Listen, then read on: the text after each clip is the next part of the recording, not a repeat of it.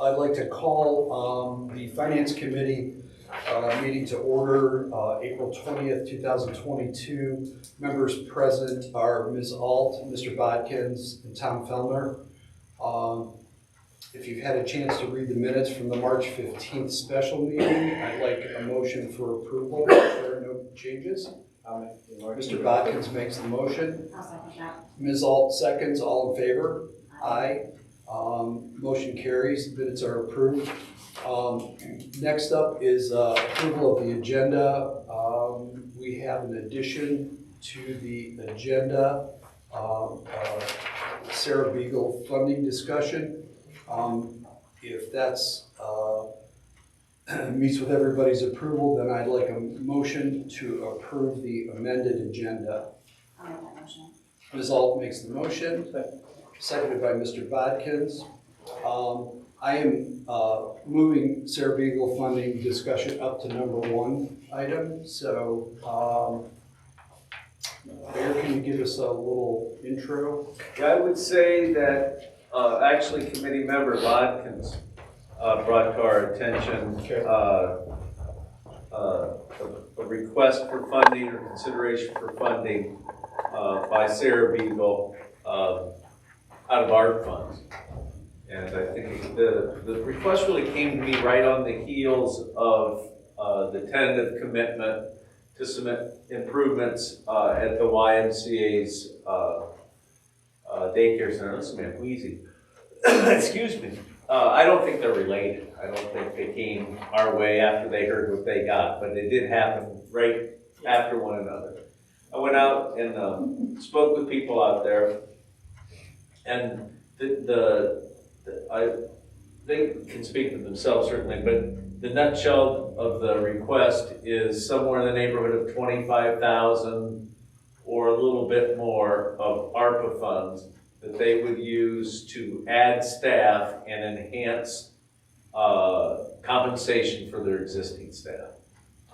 I think that's what they would put the money to. And so that's the request. Certainly seems,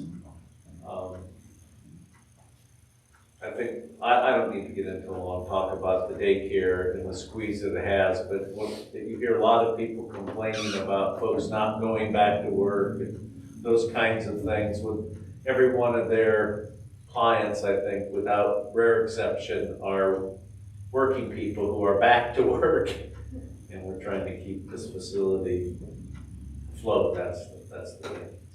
I don't have much more than that. Like a comment?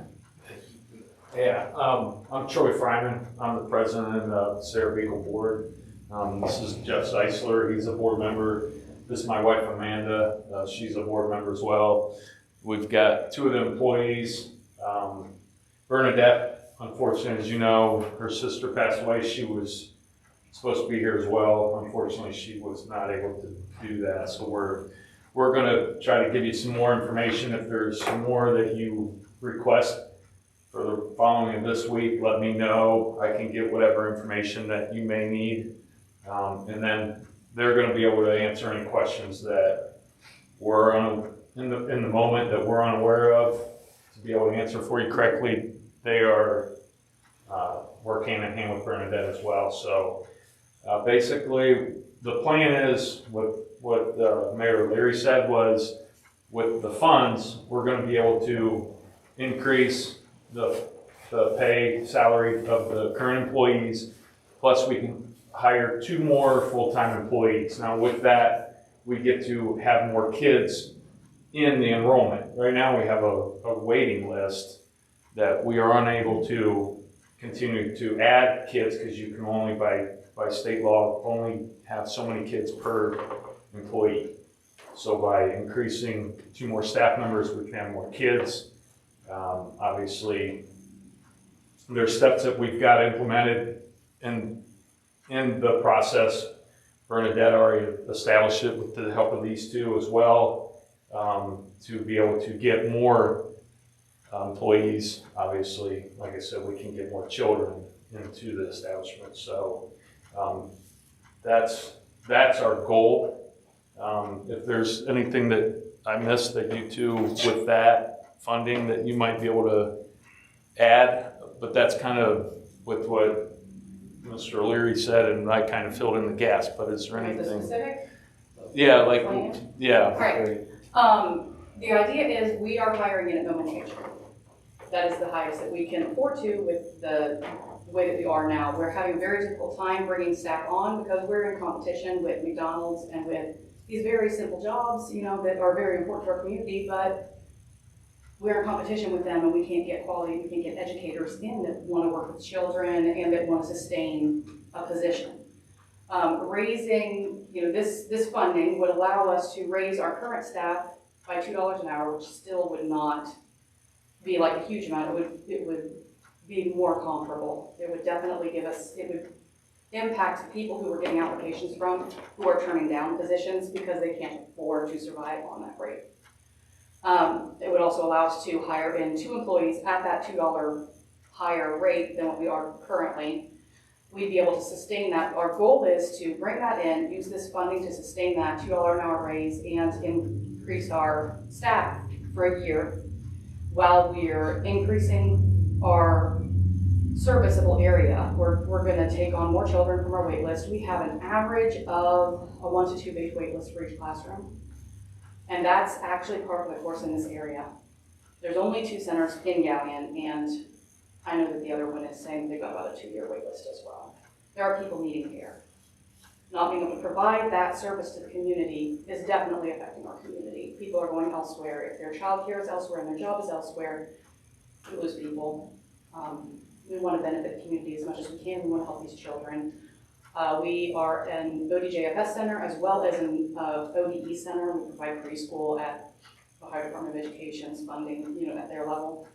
Everybody, you know, that works with the children has their trainings. You know, there's a lot that goes into it, considering that they make as little as they make, and it's sad. And we want to give the girls as much as we can, but we're in a bind right now where we're trying to get to a point where we can.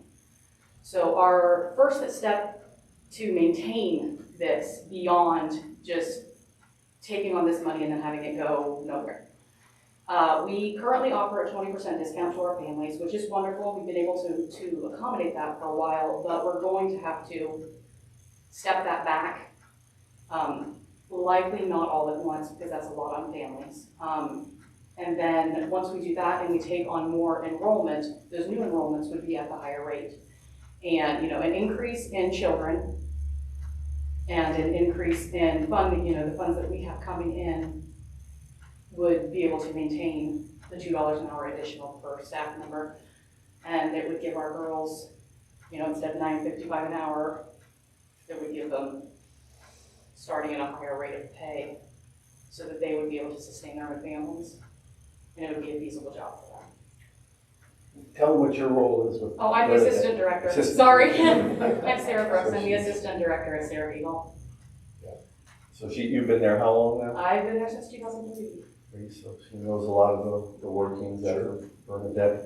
And I would add that her along with Bernadette are very good about seeking grants. Obviously, we have some real generous grant money available in Galleon that has helped us to sustain. We do. A lot of the grant funding does have So, specific stipulations and things like that. And we do need those funds as well for upkeep and things like that as far as building maintenance. It's a whole building. Replacing a boiler was the last Yeah, that big was a one, big one. which affects my classroom because we had no heat. Yeah, we still have a boiler in a large portion of the building. But we would really like to be able to draw in people to build the younger generation and take on more clientele from our area.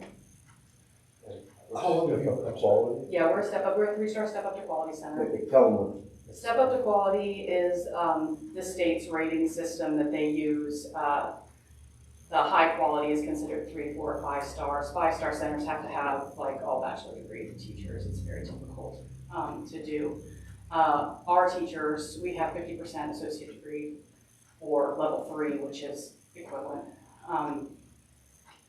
And we work hard to maintain high standards for the children's education. The requirements going into kindergarten, Or, you know, yeah, preschool as is a the new preschool kindergarten. teacher. They want that, you know, they want them to know a lot going in now, so, you know, we maintain that, and most children go in with flying colors, they do very well in that kindergarten experience.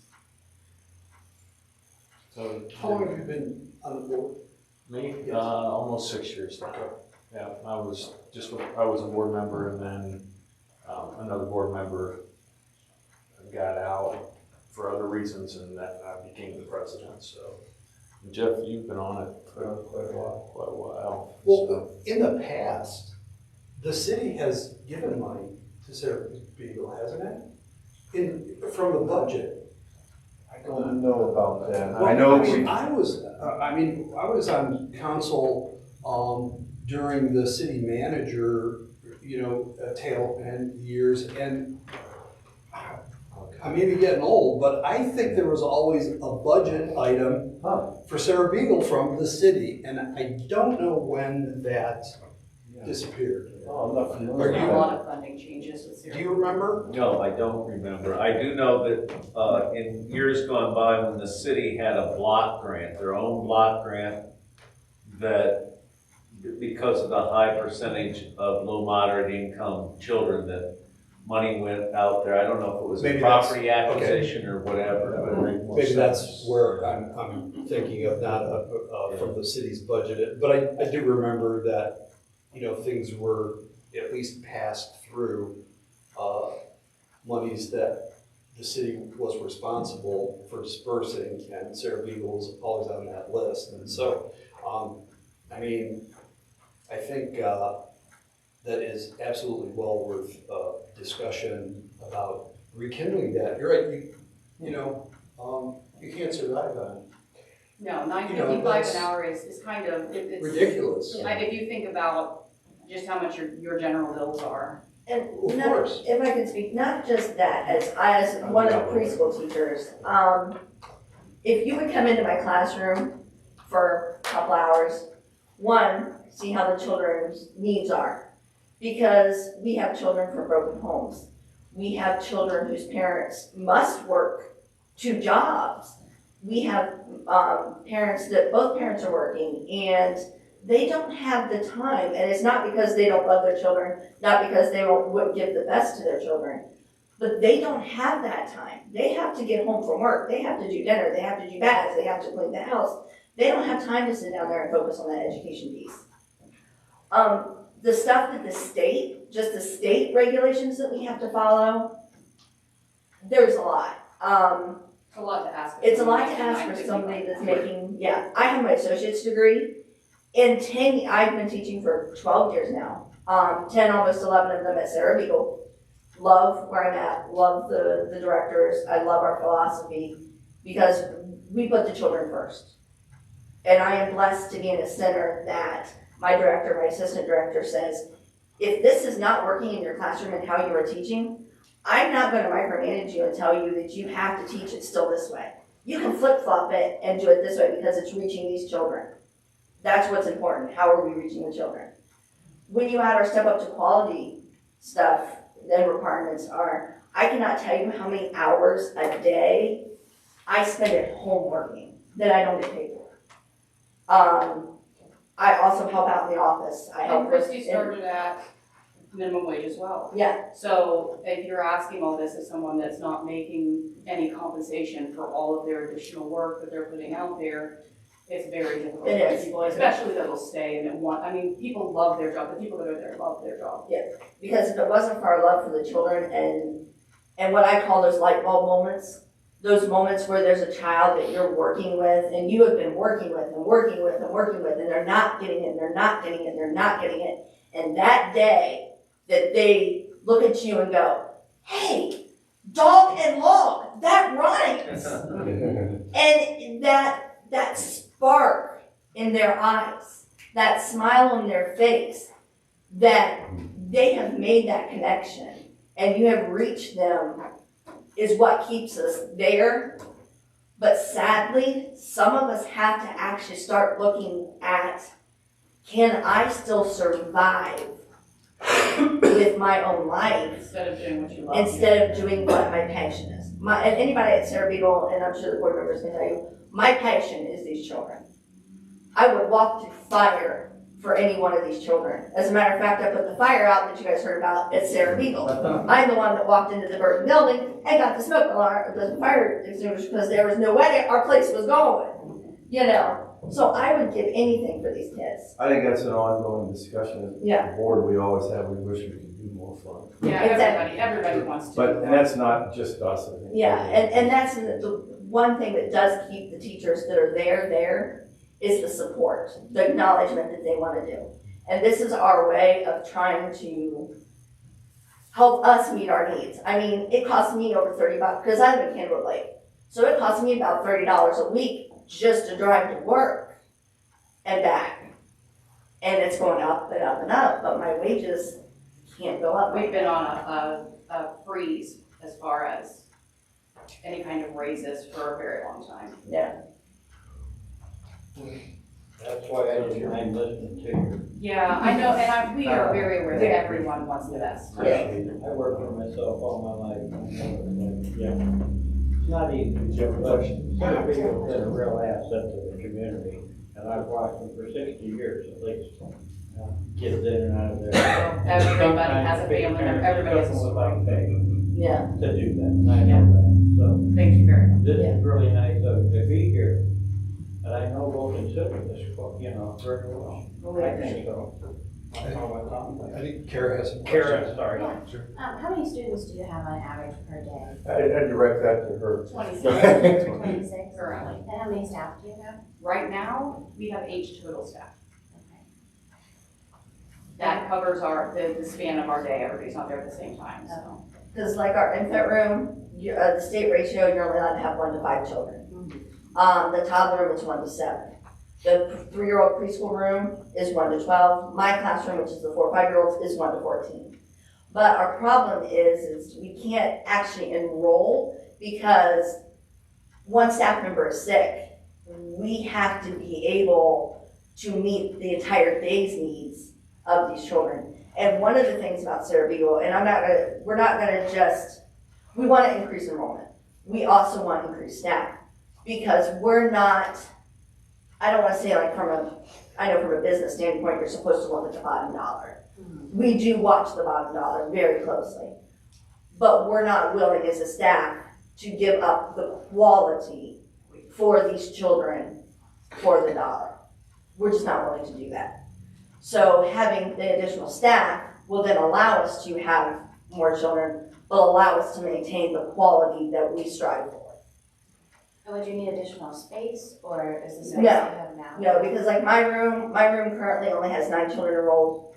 I can have up to 14 children in that room By by myself. If I have a second staff, and Lord help me, if I have a second teacher, I can legally have 28 children in I my can class. remember a time that there were 24 enrolled. Yes, yeah. Yes, Yes, definitely. yes. But, and like the 3-year-old room, it can have with a second staff member 24. The toddlers can have up to 14. The infants, I think we've got what, 8 groups? We have to look it up. Okay. How many are on the wait list? We have, I can tell you Pages. how many, we've got about 2 per classroom for 4 classrooms. Two pages per classroom. We do, I can tell you that the building is licensed for up to 100 children.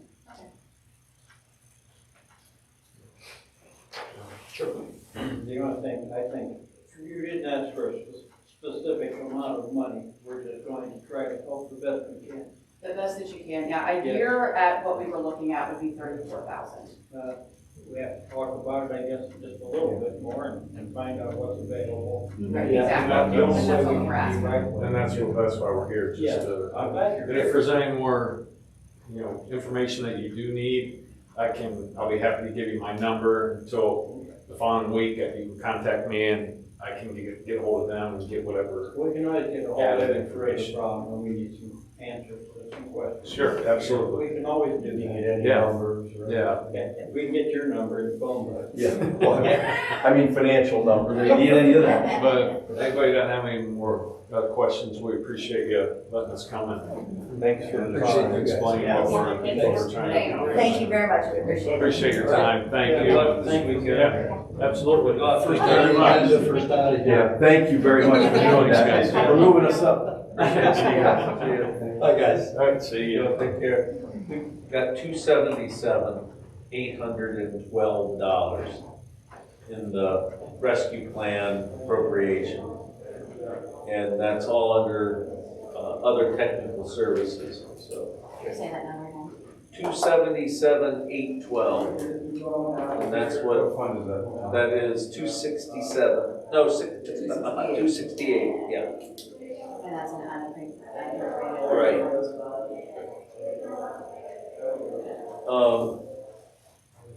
And we expect another allocation, if you will, later this year, so.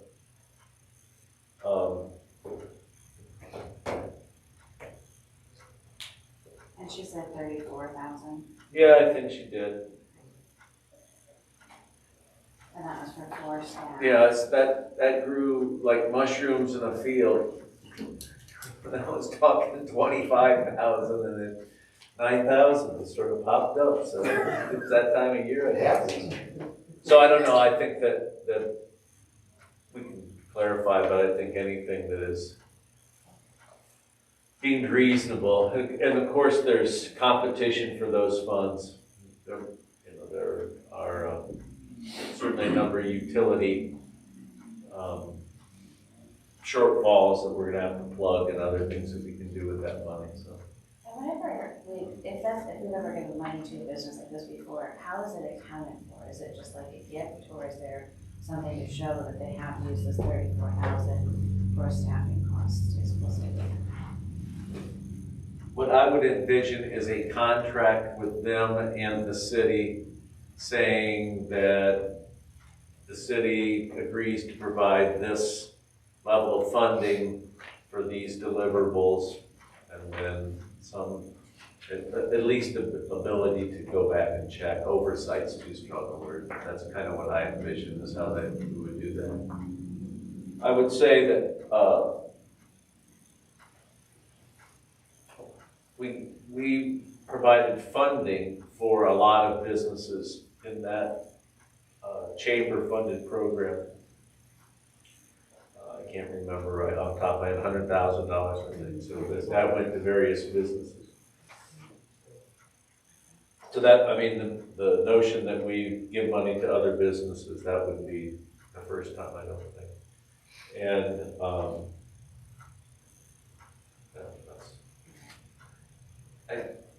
I think with reference to daycare, I don't want to dive into any, too much deeper. We did a little bit, and it's a matter of perspective. It depends on what, if any, role you're involved in partially or fully taking care of kids, how urgently you see that. And I think one of the questions I was going to ask, maybe they can find out, is how many second generation Sarah Beagle little pups there are. In other words, parents, that when they were little, they were at Sarah Beagle. So it's quite a tradition in this community. So I think, and it's a struggle. And we have the Y in this center, and then nursery schools, and they're mostly half day, so that's what we have for the preschool, whatever capabilities now. Anyway. Well, what is your opinion on moving this? We obviously do not have legislation for it. There's still a lot of blanks that need to be filled. Could we discuss it in open council? Just, I know that usually our legislation is just that, ordinances and resolutions, but there's got to be a section where, we can have a little bit more. And then, given that, some time to find out how much, like you said, Tom, the contractual obligation is kind of the guarantee that, That there's some deliverable. Right. Yeah, I think that ought to be pretty easy. Evidence that they hired employees. It's their idea, the use of the funds. If they made me king down there, I might have a different idea. But I do like them linking additional people trying to attract more students. It's not just, you know, subsidizing a raise, it's using that to build or work off their waiting list and such, so. Anyway, yeah, Any questions or comments about that? Julie, can you kind of fit that in, a discussion item on Tuesday's agenda? Okay. We need a motion for that.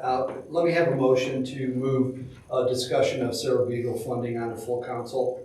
I would love to make that motion. Mr. Bodkins makes the motion. I'll second.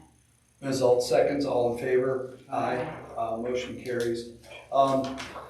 Next item for discussion is ordinance 2022-33, the CHIP partnership agreement. We do this every year? no, every other year, I Okay. believe, and it's ever changing, evolving, program requirements. This is saying that we will work in partnership with the county in the administration of 2 county sub-allocations, one for the city of Gallion, one for the city of Bucyrus, and a 3rd allocation for the rest of Crawford County. And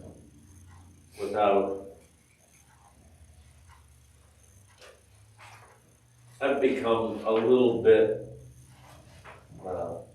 frustrated, I'll just use that word, maybe even cynical about the CHIP program, where I believe that there is a great need for housing assistance. The program rules make it very difficult to use them. What am I talking? I'm talking about rental assistance. A lot of people, it's a relatively high percent of Gallionites who live in rental housing, and the access to these funds to fix up that housing is real difficult. You have to have a tenant in place. I'm not going to remember all of it, they added some additional requirements so that if you take money to fix up a rental property, it has to remain a rental property for 15 years, I think is one of the new requirements.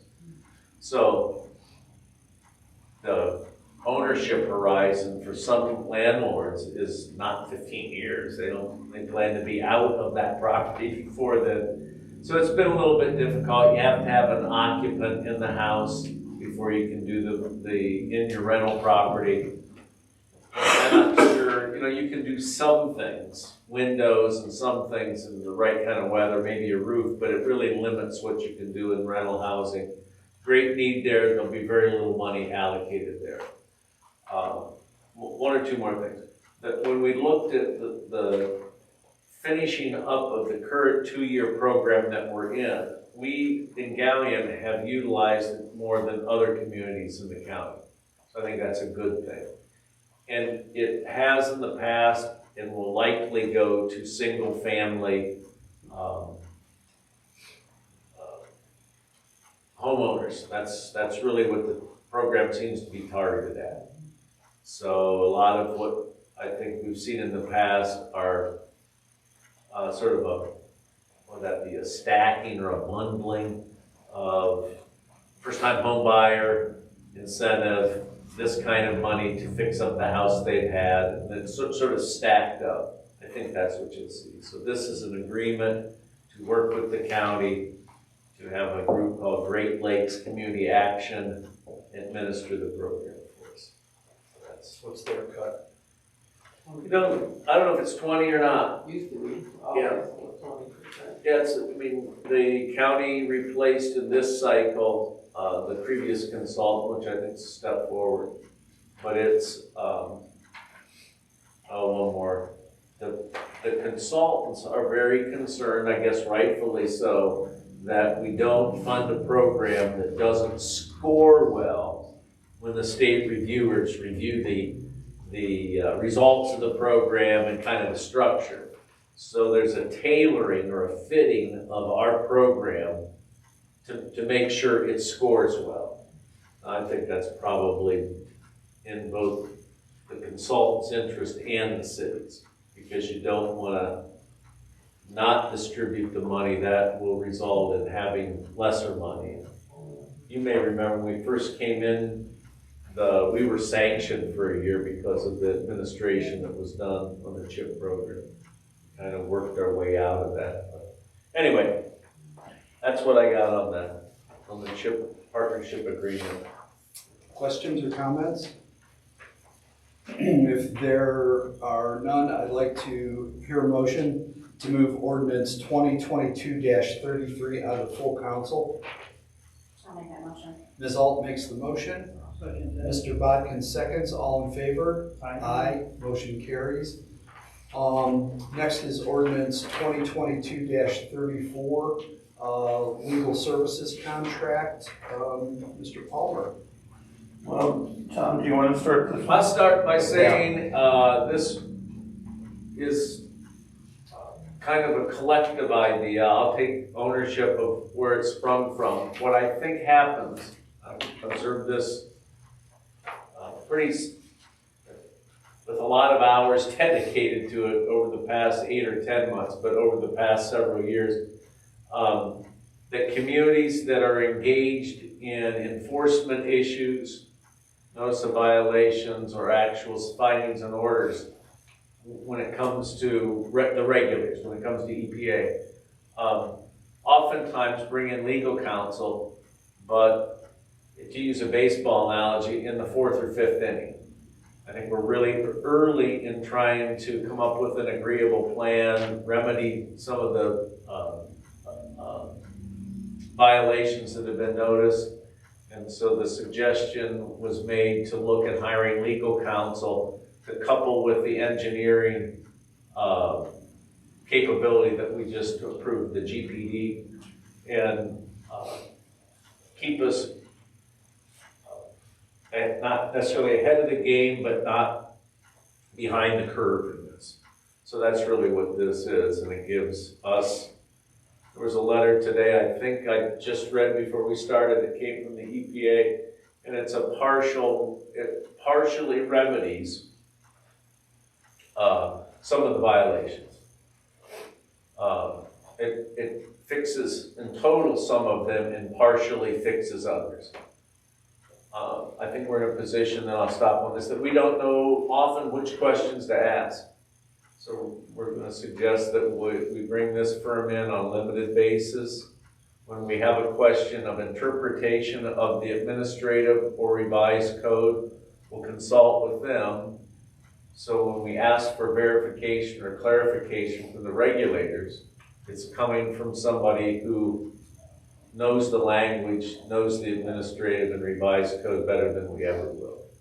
So I think what we do, in summary, is put the service director and the superintendent in water, or at some point wastewater, at a disadvantage because they're working with state employees who are much more conversant, much more familiar with those regulations. So we're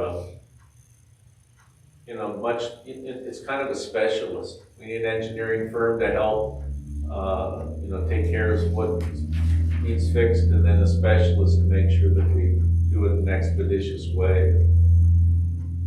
So that's the medium length version, Thomas, I'm sorry.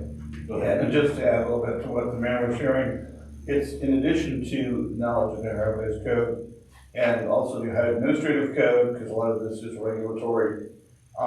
It's also a working knowledge of people and institutions and what has worked in the past for communities and what hasn't worked. My office, I try to do as much as I can, but I don't have that background. The reason this is before you is because this individual would be involved in actually representing the city. That's my job. Only council can, in my opinion, retain someone else who's functioning basically as myself in part. And that's why Lou McMahon, who is the individual with which we've been talking to, he and I created the agreement for engagement that you have in front of you, and is what would be allowed to be enacted if you were to pass this. It sets forth how the representation will take place, how the billing will take place. Very straightforward, I think, but basically this would be that firm working for my office. So everything would be going through my office on this. And we would be aware of everything because I would be given access to all documents, all drafts. I would be co-counsel on anything that's filed regulatory or court-wise. So that's what you got there. And as I shared before, Mr. Newman and myself worked through this agreement and created it jointly. In other words, there's nothing wrong with us doing this on a part-time basis, is that what you're saying? And as needed, we use them as needed? I think, That'd be the way to go. Wait, what? the engineer produces a response to not a current letter, but an upcoming letter. Where we're Okay. trying to work through, responding, with our general plan and responding with the corrective action we need. Okay. That letter will then be reviewed by our lawyer and this council to make sure that it satisfies the requirement. I've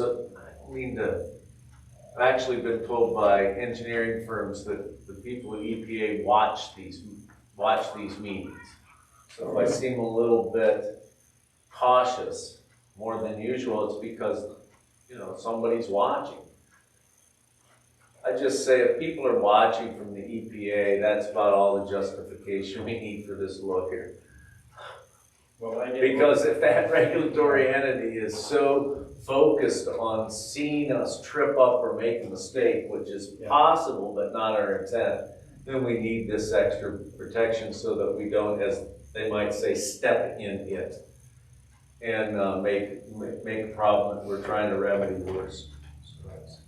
Thank you. Yeah, and I believe this expectation is to stay within that budget that is there for you. Well, there is a measure coming up here in about 3 items in front of you where there would be a supplemental appropriation for the legal services line for this and also for another thing. I do have a legal services line that's been created.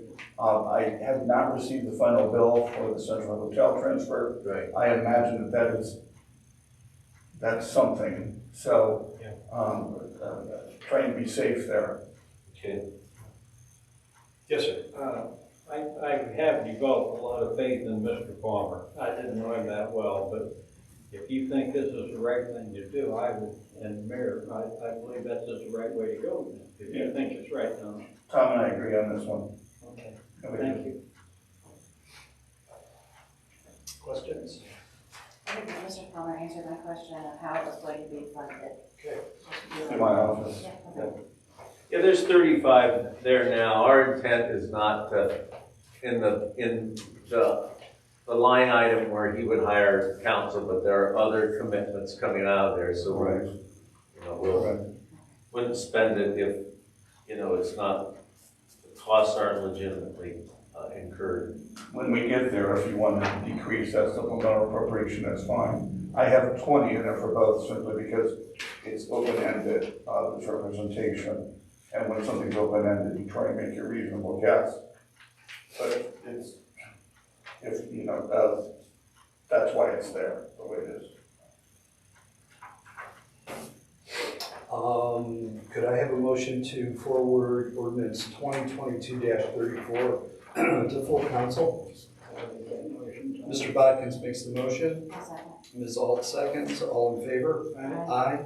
Motion carries. Next discussion item is Fund 401.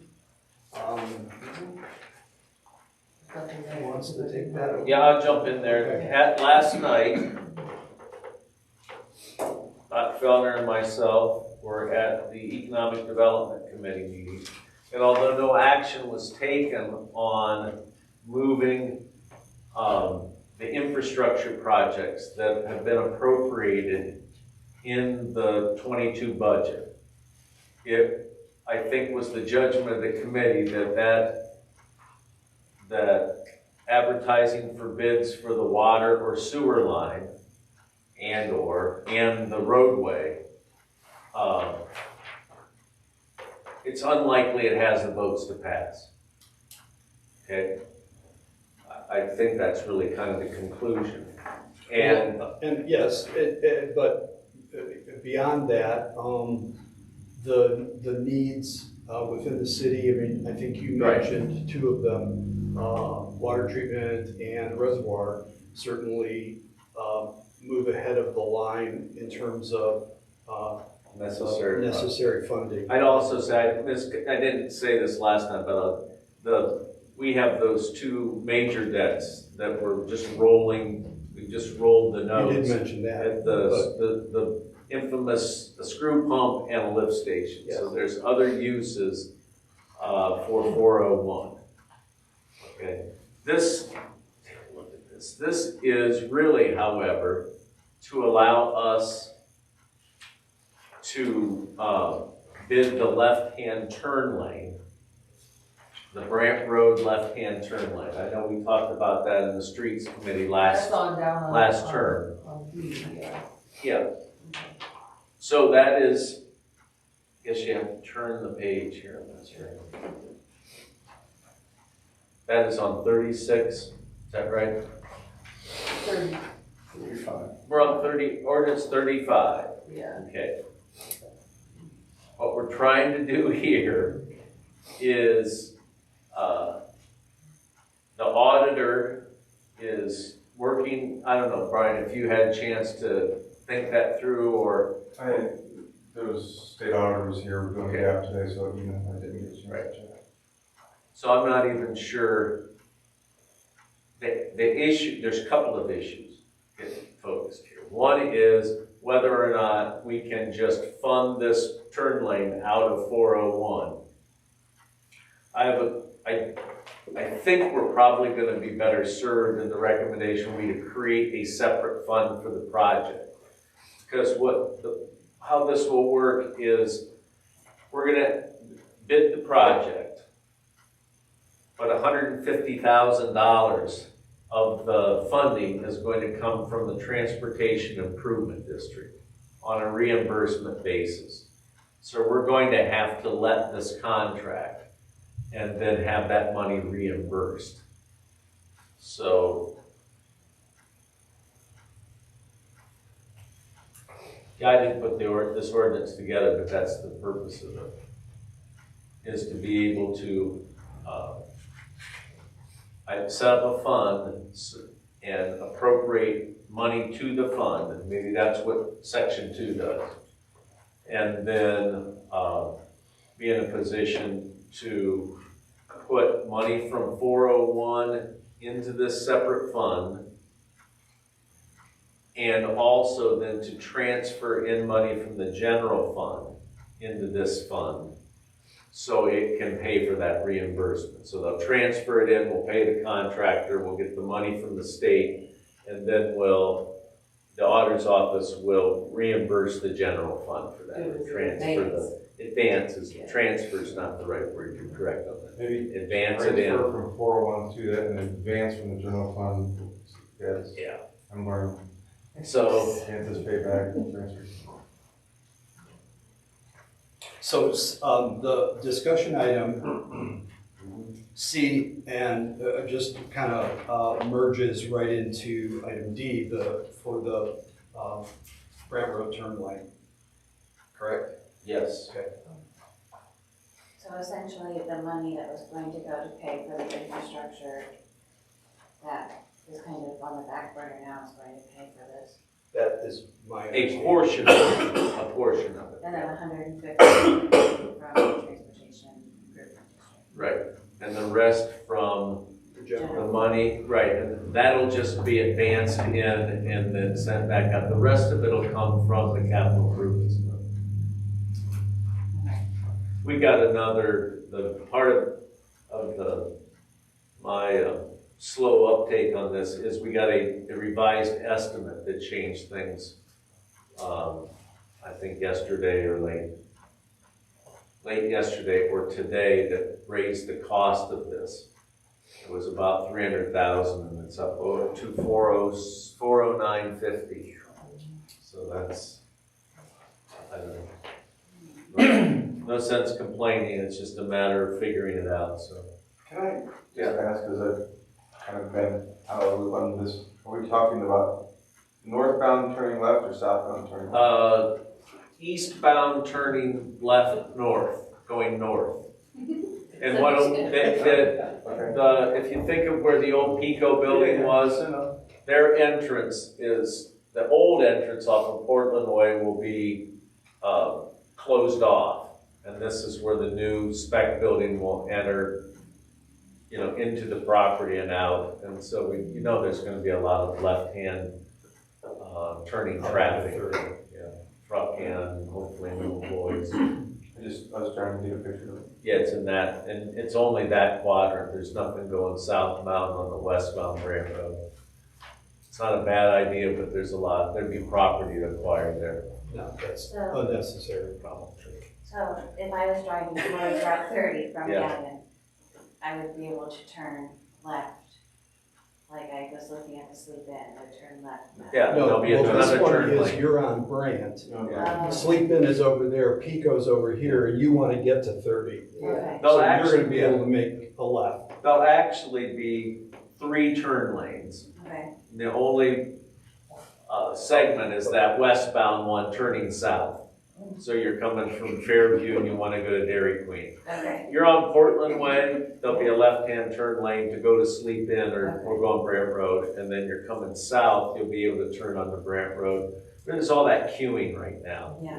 where, you got one guy that wants to turn left, he can't get by, and all that traffic backs up, so that'll get separated. Yours is, But- what you're talking about is part of the widening project that's already, Right. that's already in that So- part. You're on Brandt, you know where you're at now? Yeah. Okay. We'll send the dogs out after. She's already. And without too much information, we tried to have this part of this separate contract added to the big contract, and ODOT, it's too late in the game, and so we progressed this project as sort of a companion. Like to get this worked out. When it comes to timing legislation, I'm beginning to expect things to go to a second or third reading with some frequency. This is gonna be new to some council members, never heard of it, and so it may take a while for people to get comfortable with it. That's what I was just gonna say, I think we should move it out of this committee so that it can be read 3 times. We might need that. Yeah. We'll definitely need to figure out what we're gonna put in the blank though, so. He's got a blank for we need the new fund number, it would think from the auditor's office, right, Mayor? Yeah, Okay. yeah. Well, That's that's on the radar. legislation That's on my to notes. create that fund. Or do we have that fund created already? No, we do Okay. not. So That that's legislation will another have to piece. come as well, Yes. so. That, if we can get all this done for Tuesday, that would have to be voted on the legislation, on this wouldn't. For creating the fund, but if we were to rename a fund, would we have to do the? I don't know the answer to that. If you look, there's a handful of dormant funds that have sat on there with no appropriation for years, and when we were in fiscal emergency, they sort of renamed and reused funds that were existing, so. I think if it meets the same purpose. I was just I saying, don't I know don't enough think about that renaming is required.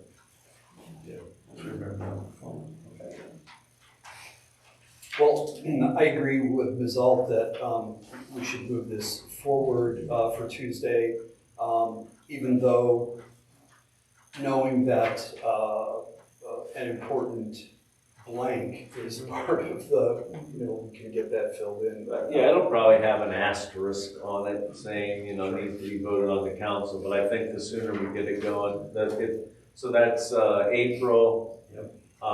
You're at the end of May, if it gets passed, you've got, the timing would be good, because I'd like to sell this in September, I'm October. feeling good about this one myself.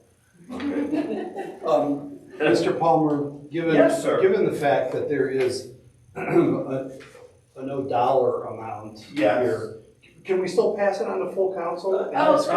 You certainly can, Okay. it's still gonna need to be voted on, as Tom said. but you can always say during your conversation. Oh, I that see. The committee reviewed it Oh, and okay. passed it on unanimously. I'm reading into the fact that you would. Okay, all right. So could I have a motion to put forth ordinance 2022-35 on the full council for Tuesday? I make that motion. Ms. Alt makes the motion. Mr. Bodkin seconds. All in favor? Aye. Motion carries. Excuse me, next is ordinance 2022-36, amending 2022 appropriations. I'll do, I'll hand this off like a baton and a relay, right? If I can see it, right? Yeah, So, it is, Sorry, Danny. section 2 is the legal services contract That's correct. that we talked about previously, right? So And is 3. Well, section 3 is actually an independent contract that my office would like to enter into with GPT Group. But it's the engineering component of the legal information that's needed. So they would be Okay. working with Mr. McMahon. So if you needed, okay, I understand. Yes. so that's that. I can't imagine this hitting that amount, but I should just stop there and not jinx ourselves. I promise not to spend any of it. Yeah, we won't. And Thomas is very good, since I do his bills, I'm so very he doesn't, good. I mean, he doesn't spend anything Yeah. unless he has to. I don't know what 4 is, to be honest with Okay, Brian. so the Fund 267, the Coronavirus Relief Fund ended on 12/31, and there was a fund balance that was left that has to get sent back. There was nothing appropriated in that line for this year, so we just need to appropriate that fund, that amount into the 52389 line so that we can cut the state check and clean that up. There wasn't enough time at the end of the year to do legislation for that, so. And we could have bought $3,000 worth of masks or toilet paper but that didn't seem to be, And I think Nikki thought that she had spent it all, and after everything washed out, this is what was left. that's exactly right. So that's that one. And, the next one, number 5, is last year, the license plate fees. No money was spent out of that. Okay, it was late last year, we realized that, and so, when we did the 22 budget, there are 200 and, I believe, a little over 200,000 for revenue for this year's license plate money. What this does is appropriates the 200,000 that's in the fund balance so that it can be the main source of income for our paving program. So it makes a total of 400,000. Yeah. So that's what that is. And then in 201, under infrastructure, there is another 300,000. That will go, 100 of that will go to the proposed list of projects, the paving project. Another 100,000 will go to preventive maintenance, crack sealing. There's a lot of what I describe as utility cuts that aren't utility cuts, but just bad sections. Give you an example, right by where the auditor lives, at Gill and Church. Most of the main line is okay, but the intersection's just absolutely terrible. So those kinds of projects will be selected later in the year, and there'll be 100,000 roughly for that. The third 100,000, begin to be thinking about, I would like to see us retire some of the debt that we have for roadway projects. It's mostly Keller Drive. And so that might be another use of the 300,000. So 100 to get our local paving done, 100 for crack sealing and sort of spot pavement projects. And then the third begin to think about using that to retire some debt, because this, I don't mean to run on and be, auditor and the mayor's office are gonna, have a conference call. I guess Thomas probably needs to be on it with, bond counsel and confirm what we're going to need for borrowing, that annual renewal of the notes. And so we're gonna look at paying down some of those debts this year, but likely rolling most of them. So that, I don't know when that, we'll get that set up, but pretty soon. Like, there again, the need to get a suspension of the rules is gonna be important, I think. I honestly think that council members who are proponents of something like being able to suspend the rules so that we can pay off the notes that we have and sell the new notes. You'd hate to have those times not line up because we couldn't get votes to suspend the rules. So the thinking is, let's make sure we start this process as soon as possible so we don't come up short, and then the alternative would be special meetings in late spring, early summer probably. That's probably, we just have to do it like here, but I'd like to get the borrowing up and running so we can have that communication, that conversation next month at this meeting. So you kind of went off on something that was not part of this legislation, right? That's The right. last couple- What I was Okay, doing cool. is explaining where the other 400,000 from 203 and the other 100,000 is in 201 under infrastructure. Okay. And then the other two components I was talking about. Questions?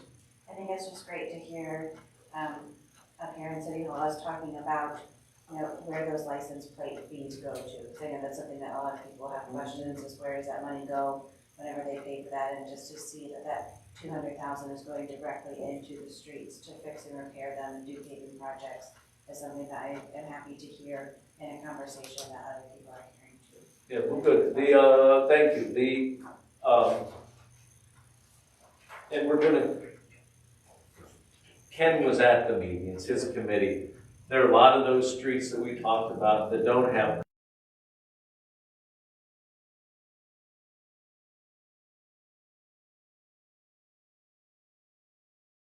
overlay the milled surface.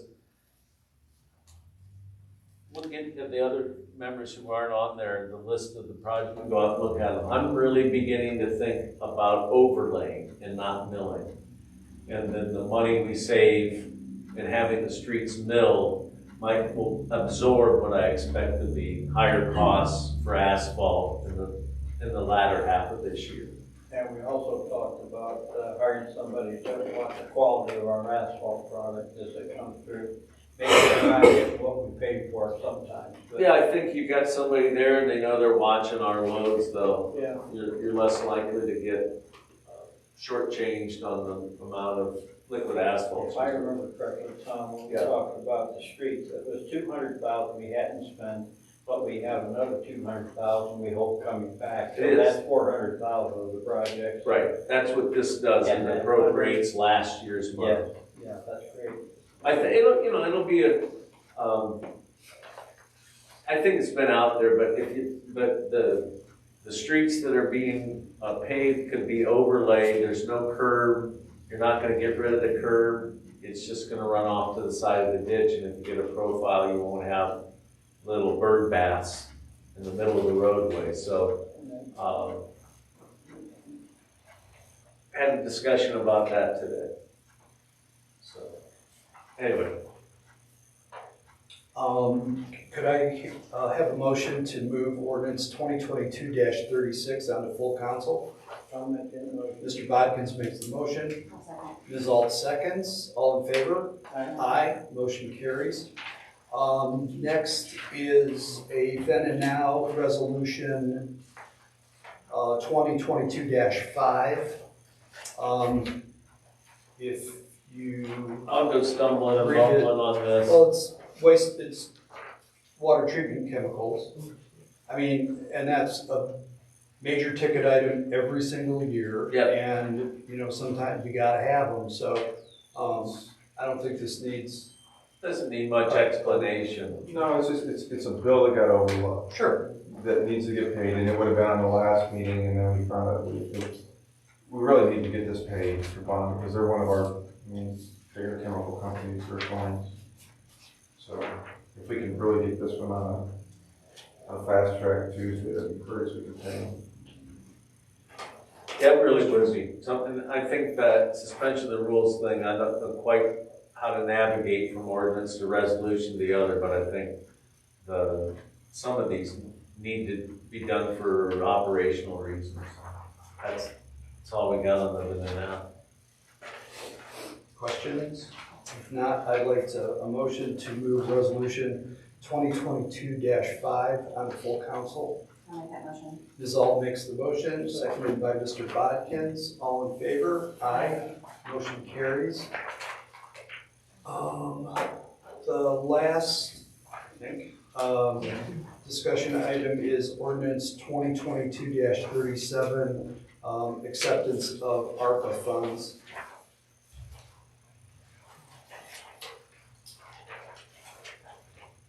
You can see there's more than 3 pages that follow the ordinance. It's the actually. Separate agreement. Okay, Yeah, there's two separate. there's a 4-pager and a 3-pager.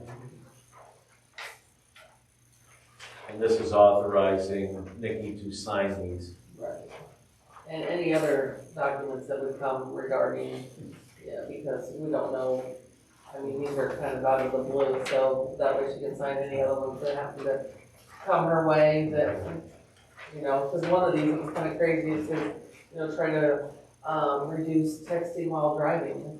Well, and some of these, I actually sat through a seminar, and there's 3 documents that have to be uploaded for the grant. I'm looking, one of them is the site assurance and compliance with the Civil Rights Act 1964. And that was brought up in the seminar, on the webinar. It has to be on it, and we have to sign it, and it has to be downloaded, so. You just been read, there's nothing you're agreeing to, that is really very standard. We didn't have to accept the first round of these funds, we didn't have to sign this. I think this is for all of them. They changed the rules too on April 1st, and actually it got easier for communities like us. We can just simply say, if we're anticipating getting less than $10 million from them, we don't have to go through 45 hoops. We go in under one box and go, this is the project we want to do, and this is what we're going to do, and it actually will make reporting a lot easier. I don't have any questions or anything about that. Good, then may I have a motion to move ordinance 2022-37 on the full council? We have a dual motion. Ms. Ault makes the motion, and Mr. Bodkin seconds. All in favor? Aye. Motion carries. Any other business? I'd just like to say, I never made any promises to those people that was here tonight. I just said, No worries. yeah, we might be able to help if you come up and present what you need. And I want to thank the auditor's office again, and all of the people that work in the office for the fine work they've been doing. We should have all gotten emails that. And Julie for working so hard. Tom, you To too. me for coming in, reading the newspaper, right? Yeah. Entertaining all our citizens. I live with this. I just Okay, like, any other, oh, sorry. no, I'm Yeah, just something, I'd like to see more participation from the city, the people in the town. But we don't seem to be getting that, so we just have to make the right choice. They're on Facebook, so they participate. Some see it, some don't. It's odd how there are probably more people watching now, I don't know if Julie can tell, than we've had in a whole year of committee meetings. So it does. We had up to 11, now they're down to 6. Yeah.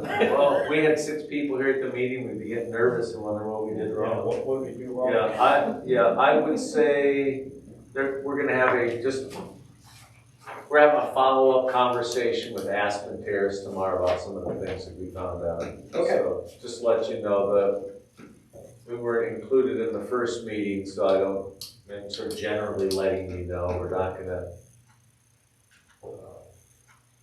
invite any specific council members, but we'll give you a full report of one thing. Next meeting is May 18th at 7 PM. May I have a motion for adjournment? Mr. Bodkins makes the motion. I'll second. Ms. Alt seconds, all in favor? Aye. Motion is at 8:05, it's adjourned. Thanks, everybody.